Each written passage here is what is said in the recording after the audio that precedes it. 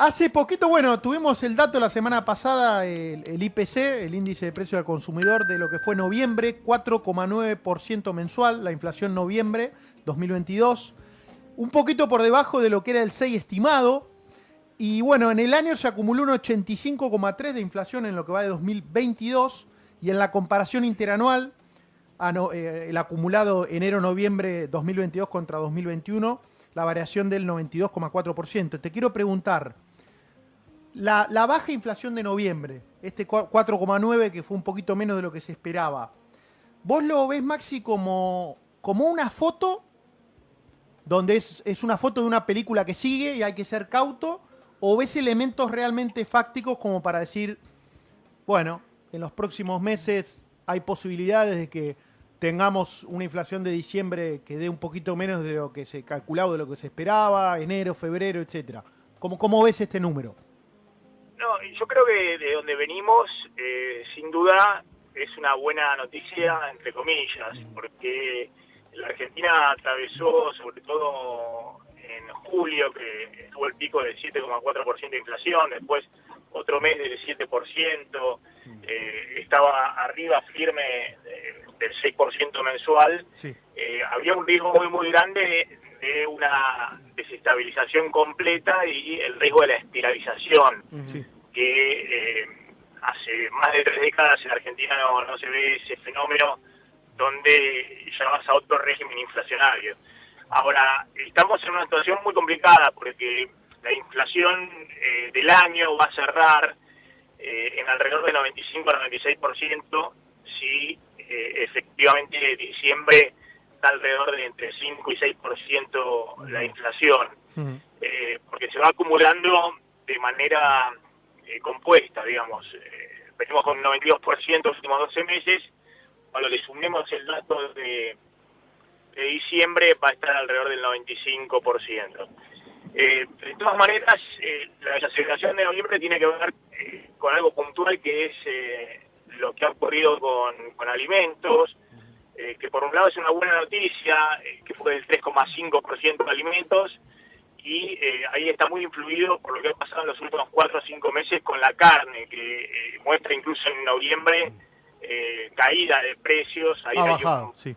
sí, hay un factor especial que tiene que ver con la sequía que impacta sobre el stock ganadero, es decir, productores agropecuarios o ganaderos que mandan a faenar hacienda porque no tienen pasturas para mantenerlo, retener la hacienda en los campos, y esa oferta es la que genera este descenso del precio de la carne, que ya te digo, está más o menos estable desde junio, y por eso en el año subió solo 60% la carne, cuando tenés una inflación últimos 12 meses del 92-94% en el caso de alimentos.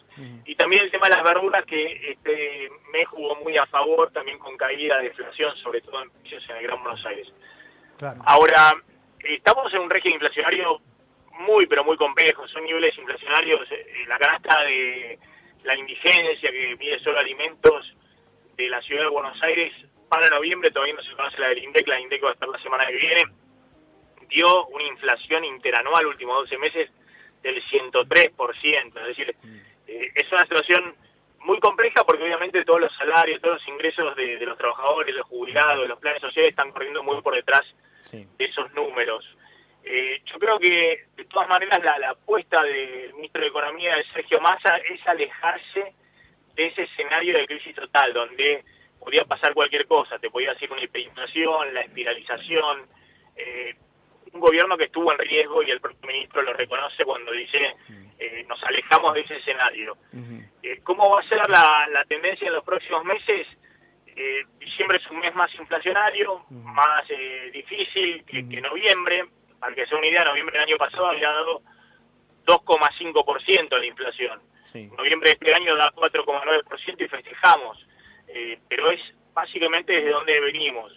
Ahora, yo creo que la apuesta del ministro de Economía es, bueno, con un poco menos de nivel de actividad, ordenando las cuentas públicas, el ajuste monetario, dando algunas señales las reservas del Banco Central, bueno, tratar de ir desacelerando lentamente la inflación, alejándose del 100% anual y tratar de estacionar alrededor del 80% anual, más o menos, Sí, que obviamente si hace 2 o 3 años nos decían 80% anual y era una parecía locura. Una locura. es una locura, pero bueno, Hoy- cuando ves el abismo, Claro. efectivamente parece sí. que fuera, entre comillas, un alivio. Exactamente. Ahora, Clarísimo, Maxi. Maxi, hablabas, ¿no?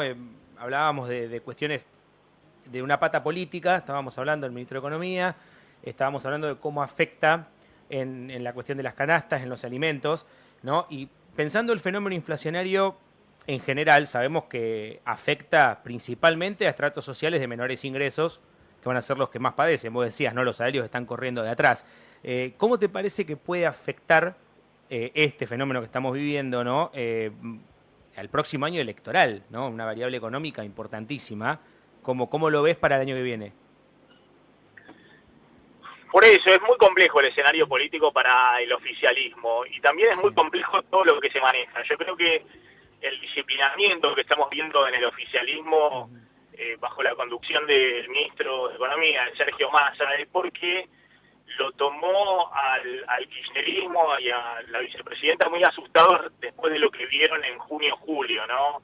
Que hubo una disparada de la brecha del dólar, el dólar pasó de 200 a 300 pesos, la inflación se aceleró al 7% mensual, que eso da anualizado arriba del 120% mensual, se desarreglaron todas las cuentas públicas y el financiamiento del Estado y había un riesgo de que se quedaran sin dólares en las reservas y eso significara una devaluación abrupta del tipo de cambio oficial y detrás de eso un estallido inflacionario, no sé, el 10-15% mensual, es una situación muy, muy compleja.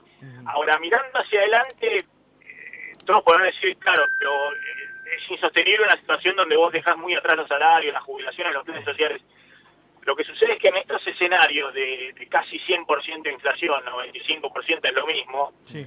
es muy difícil pensar que con salarios que se ajusten por arriba de esos números se le va a ganar a la inflación.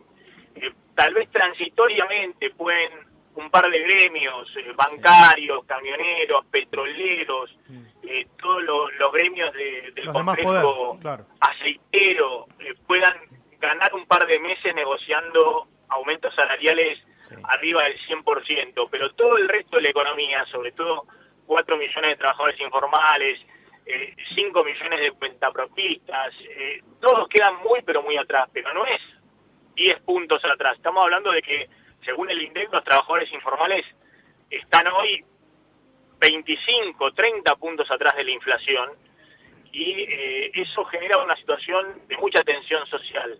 Ahora, el peor escenario es volver a lo que sucedió con la hiperinflación. Entonces, me parece que hay un entendimiento en el oficialismo de que hay que evitar el peor escenario. Si bien la opción es entre ese escenario que es el pésimo, el escenario al cual nadie quiere caer, y los escenarios malos y muy malos que está tratando de elegir el ministro de Economía. Claro, claro. Maxi, se habla muchísimo de lo que es emisión monetaria. De hecho, ayer, te confieso, comiendo un asado con amigos, hablábamos de cómo Argentina es un país donde se ideologizan absolutamente las variables económicas. Viste que en este país una determinada variable económica o tocar una variable económica es gravísimo o fenomenal, depende de la ideología de la persona que lo evalúa. Y la emisión monetaria, de la cual se ha hablado mucho, hay un dato fáctico, hay un dato duro, real, de cuál ha sido la emisión.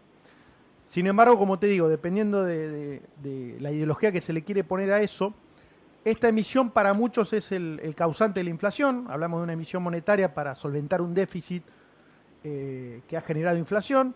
Pero bueno, tenemos también muchos que hablan más de una especulación del sector privado. Esto que siempre hablamos de que el sector privado, el empresario pyme, se protege ante la inflación y bueno, obviamente remarca precios y va buscando cómo acomodarse en la economía doméstica. ¿Qué me puedes decir de la emisión monetaria como componente del fenómeno inflación? ¿Y qué me puedes decir de cuánto hay de especulación? Te hablo tanto del pyme, el empleado, el empresario chico, como también de la empresa grande, que obviamente por la porción de la economía que ocupa, sus decisiones tienen mucha más importancia. ¿Cómo ves estos dos elementos a la hora de la inflación? Mira, no voy a hablar un poco de teoría económica, ¿no? Pero en teoría económica, efectivamente, la emisión monetaria es la principal causante de la inflación en el mediano plazo. Sí. En el corto plazo entran a jugar otros fenómenos, pero hay una fórmula de la teoría cuantitativa del dinero que después tomó Friedman, que fue el creador de la escuela monetarista, que efectivamente saldó una discusión en su momento, sobre todo a mediados de los 70, porque hasta entonces se creía que, bueno, que la inflación era, digamos, un intercambio entre crecimiento e inflación. Si vos tenías economías que estaban creciendo, bueno, iba a haber inflación, y no era compatible tener inflación con recesiones. Y eso cambia a partir de los 70, cuando ocurre toda la crisis del petróleo, y se conviven con economías que entran en recesión con altas inflaciones. Sí. Ahora, yo creo que, como vos decís, ideologiza mucho la caja de herramientas, los instrumentos. Por ejemplo, las retenciones que muchos economistas o dirigentes políticos plantean que es algo creado, inventado por el kirchnerismo y que es algo ideológico de izquierda, se aplicaron por primera vez en la Argentina en la década del 60 bajo el régimen de la dictadura de Onganía, con Krieger Bacena de ministro de Economía, alguien ultraliberal. Obvio. Y con el apoyo del Fondo Monetario Internacional, que después, es más, en todos los programas de estabilización de los 80 tenía siempre la fórmula de evaluar y poner retenciones.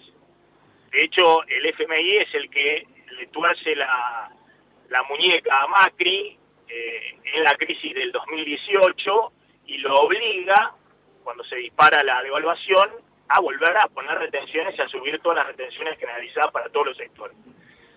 Del otro lado, se ideologiza mucho el tema de la emisión monetaria y demás. Efectivamente, sobre todo en países donde la moneda se deprecia constantemente y los ciudadanos no confían en su moneda, está claro que la Argentina hoy no puede tener un déficit fiscal grande financiado por emisión monetaria, porque eso se va a inflación, al dólar, a la brecha cambiaria, a los precios, es decir, genera todo un desequilibrio enorme en la economía y en última instancia terminás en un escenario de mucha inflación, de caída del poder adquisitivo y a la larga eventualmente una recesión. Ahora, para salir de ese escenario, bueno, hay distintas fórmulas y hay distintos también condicionantes políticos. Claro. Pero coincido con vos, digamos, que se ideologizan los instrumentos de la política económica.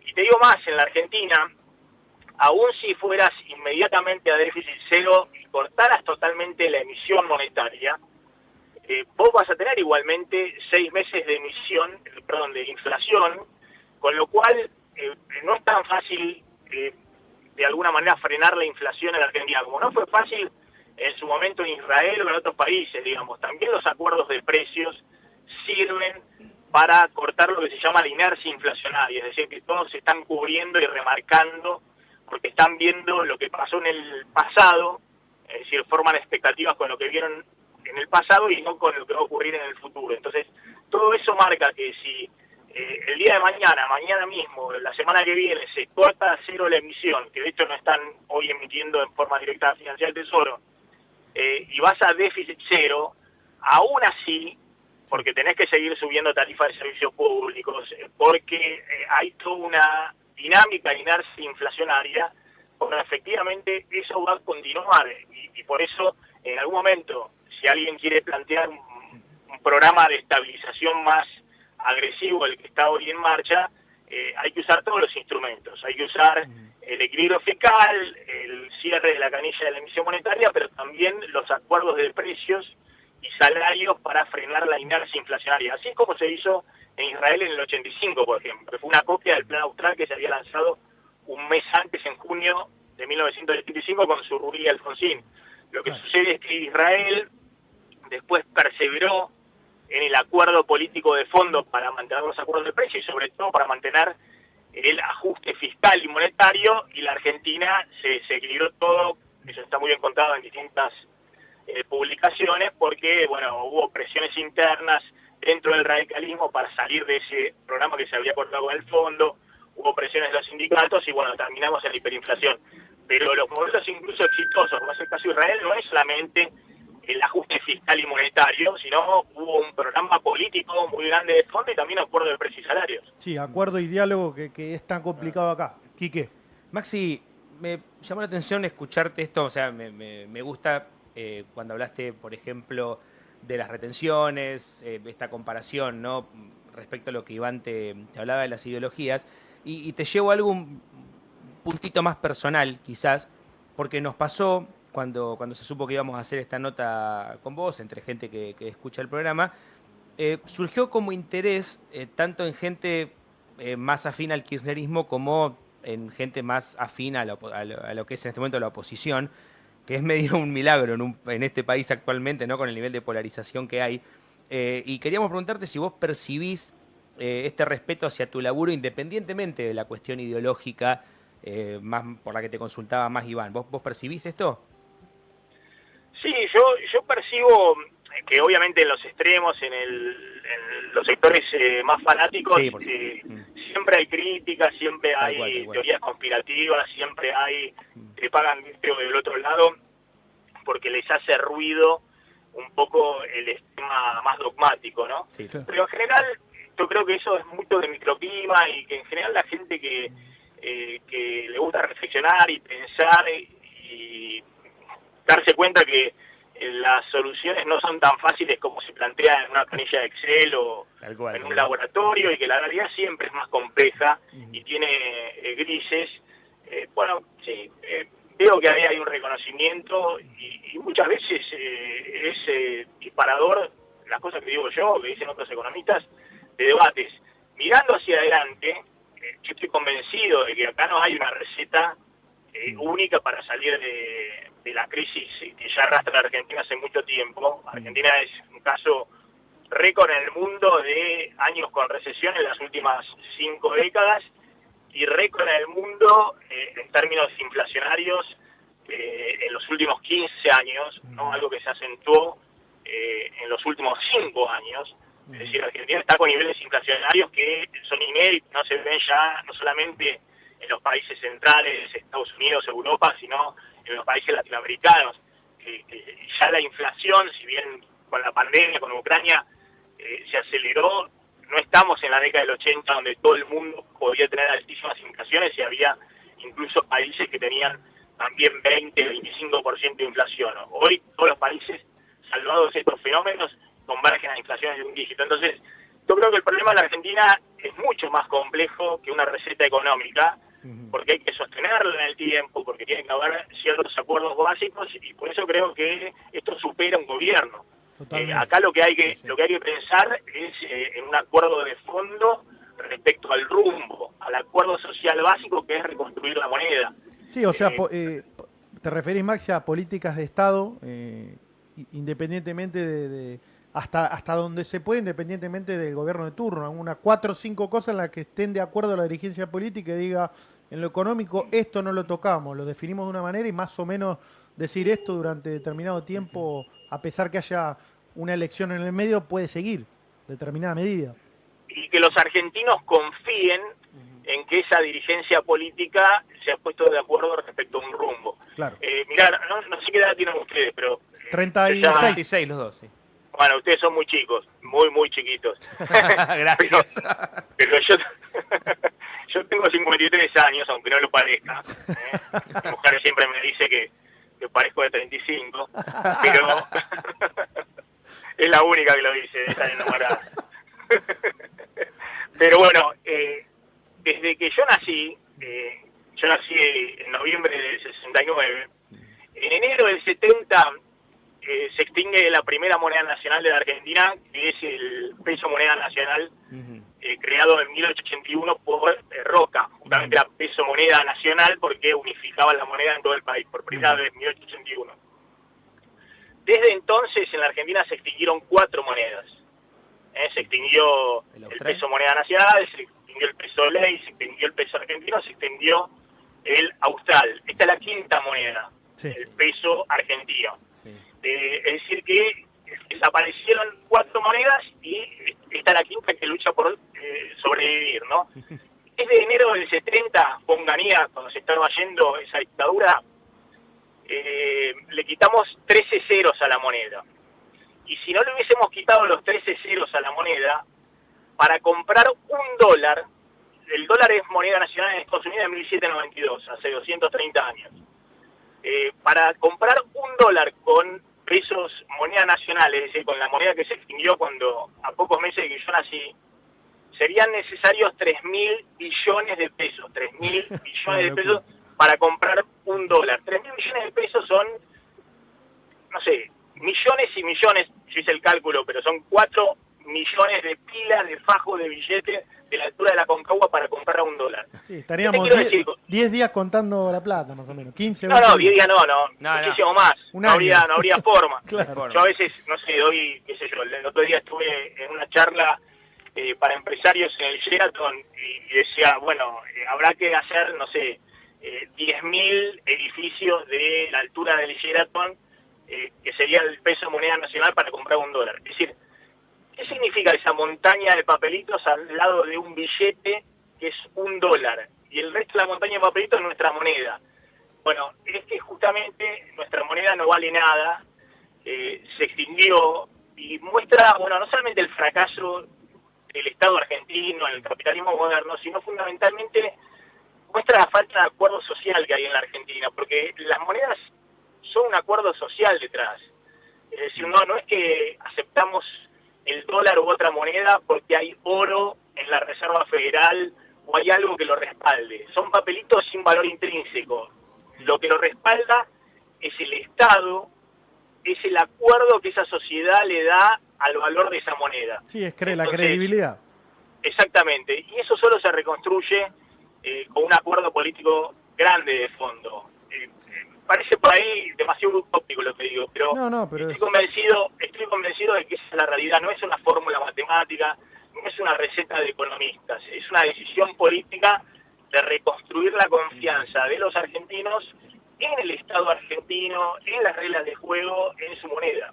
Y hablando, Maxi, del dólar para la gente que no está tan metida en el mundo del economista, escuchando el programa, bueno, sabemos que hoy, obviamente hablábamos de inflación, hay pobreza, mucha pobreza lamentablemente, pero bueno, aquella persona que tiene la posibilidad de ahorro, que le llega el sueldo, paga las cosas, le queda una posibilidad de ahorro, o ahora le llega el aguinaldo y lo quiere invertir, te llevo un poquito a lo que es dólar blue, dólar ahorro, lo que es plazo fijo. ¿En qué recomendás vos a la persona común que por ahí no tiene idea de economía y tampoco le interesa meterse mucho, pero dice, se me escurre como arena por los dedos, ¿qué hago con mi aguinaldo? ¿Dónde lo puedo invertir? ¿Cómo puedo protegerlo de la inflación? ¿Qué le podés decir? La gente en general lo que estamos viendo es que, y ha ocurrido en los últimos meses, ahora un poco menos porque hay menos peso dando vuelta, porque la inflación se comió en la segunda parte del año muy fuertemente el poder adquisitivo de los salarios, las jubilaciones y todo, entonces quedaron menos pesos sobrantes para poder tener un ahorro. Pero en general, y esto pasa mucho entre los jóvenes, como hoy ven muy lejano el tema de comprarse un auto, porque ha quedado muy desfasado con el salario, lo mismo la posibilidad de comprarse un departamento, es decir, no hay crédito hipotecario, hay mucho de comprar bienes, es decir, que todavía con el excedente, si a alguien le sobra, se lo revienta en bienes, porque sabe que esos bienes, si después espera 6 meses, no los va a poder comprar porque van a correr más rápido que su salario, ¿no? Entonces, la famosa, perdón Maxi que te interrumpa, la famosa todavía tengo las zapatillas bien, pero me compro un par de zapatillas porque cuando se me rompan van a valer... Sí.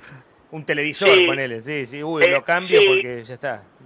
Sí, y también consumo inmediato, ¿no? La pandemia generó también en las nuevas generaciones, no sé si vieron el video de una chica también de 20 y pico que dice, y bueno, yo no me puedo comprar una casa, no me puedo comprar un auto, pero si me sobra algo me lo deliro. Es decir, no sé si lo vieron, pero bueno, hay ciertos segmentos, sobre todo de chicos jóvenes, algunos que trabajan en la nueva economía del conocimiento, pero por ahí no tienen familiares a cargo y demás, y con esos pesos, ya te digo, no teniendo como la idea que teníamos nosotros cuando éramos chicos, nosotros digo lo de 50, no la casa propia o a ver si llego al auto y demás, sino poder disfrutar también el momento, y eso está muy bien.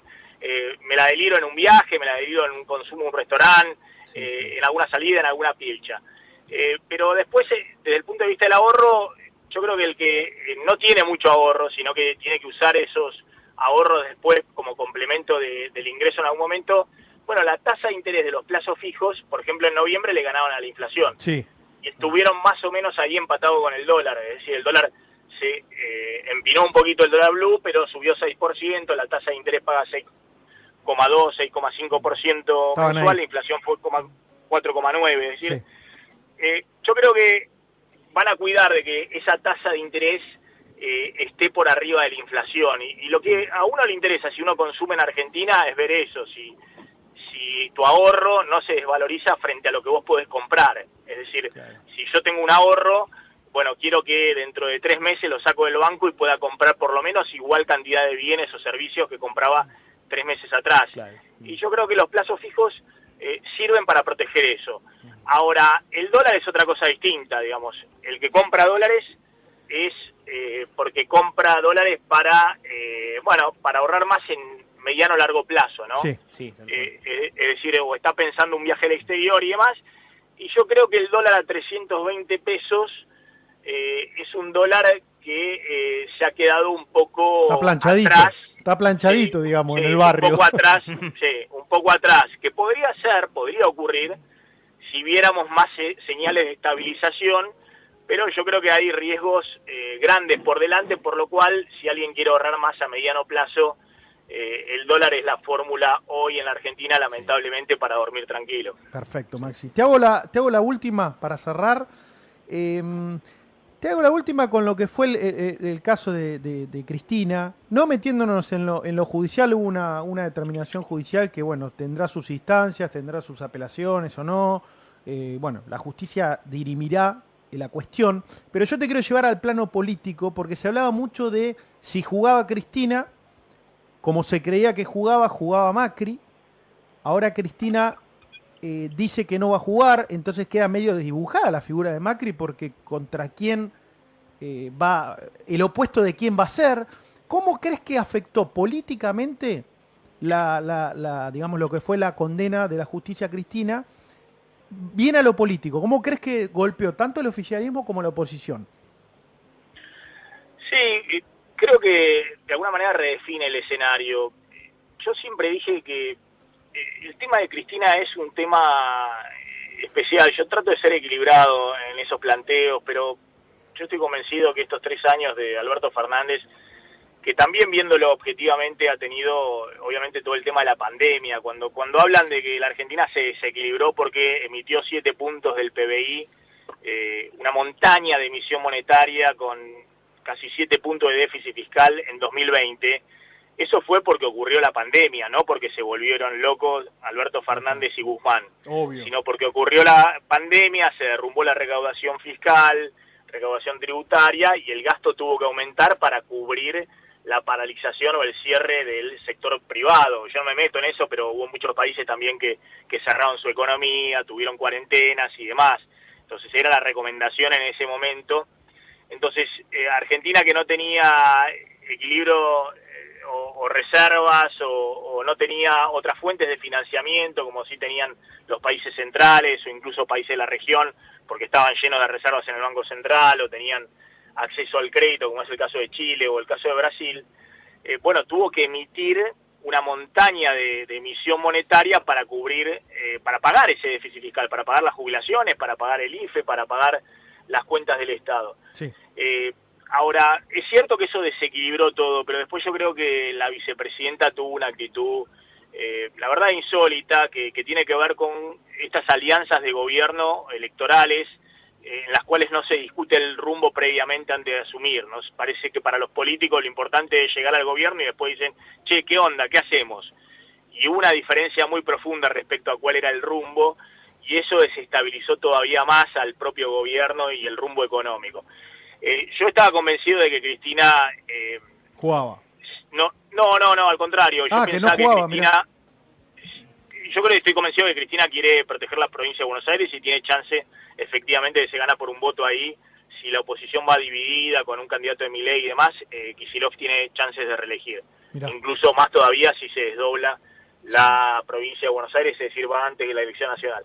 Ahora, a nivel nacional, yo estaba convencido de que Cristina era muy difícil que jugara, a no ser que jugara para perder, pero Cristina sabe que ella no podría gobernar nuevamente la Argentina. Es decir, cuando lo puso Alberto Fernández de candidato, no era solamente una ingeniosa alianza para ganar la elección y sumar, por ejemplo, a Massa o a los sectores más independientes, sino porque sabía que ella no podía estar negociando con el FMI o sentarse como se sentó esta semana, aplaudido por Paolo Roca de Techín, Sergio Massa. Es decir, ustedes la ven a Cristina No. el año que viene ganando la elección y negociando con el fondo el acuerdo que igualmente tenés que seguirlo 10 años. No, aparte, o negociando Maxi, con el poder económico o con los bancos. Las figuras de Cristina y Macri quedaron muy desgastadas cada una y hay como un consenso general que la elección de Alberto Fernández era buscar una persona que podía captar, además del voto de kirchnerista, también Sí. gente más moderada que no sea tan marcadamente kirchnerista. Sí, eso es lo que plantean todos y es lo que dicen los encuestadores, y sé que un encuestador estuvo hace varias semanas con Cristina y Cristina le preguntó, ¿vos crees que Macri se va a presentar? ¿Y vos qué le dirías? Y el encuestador le dijo, no, yo le diría que no se presente porque tiene más imagen negativa que positiva, y cuando le preguntó y Cristina, ¿y qué opinás de mi caso? Y bueno, le dijo lo mismo, este encuestador que es muy cercano al peronismo, le dijo lo mismo, porque Cristina tiene todavía un poco más de imagen negativa que Macri, pero los dos tienen por arriba del 50% de nunca lo votaría, es decir, que no Claro. son buenos candidatos para un balotaje. Un poco lo que le pasó a Menem en su momento también. Pero más allá de esa cuestión electoral, yo estoy convencido de que Cristina no podría gobernar en el momento que se requiere a futuro, y también estoy convencido que sería muy difícil para Mauricio Macri, ¿no? Más allá Sí, de que también coincido. se le complica.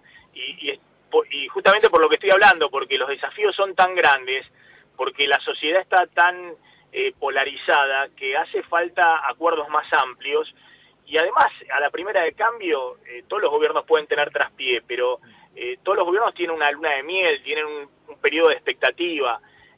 Acá no hay le tiempo. le pasó a Alberto Fernández. Sí. Estalló la pandemia, le dieron algún tiempo mínimo, pero después le empezaron a pasar facturas por los 12 años de kirchnerismo. Totalmente. Es decir, no solamente por el gobierno de Alberto Fernández. Mucho más le pasaría a Cristina, y ni qué decir a Mauricio Macri. Por eso creo que, así como Cristina jugó primero, no sé si por una cuestión emocional o si ya lo tenía meditado, de bajarse de la contienda nacional el año que viene, yo creo que también Macri hoy no está en carrera para esa pelea de candidatura de Juntos por el Cambio. Maxi, infinitas gracias, un placer inmenso hablar con vos. Bueno, ojalá podamos llamarte más adelante porque en este país pasan tantas cosas que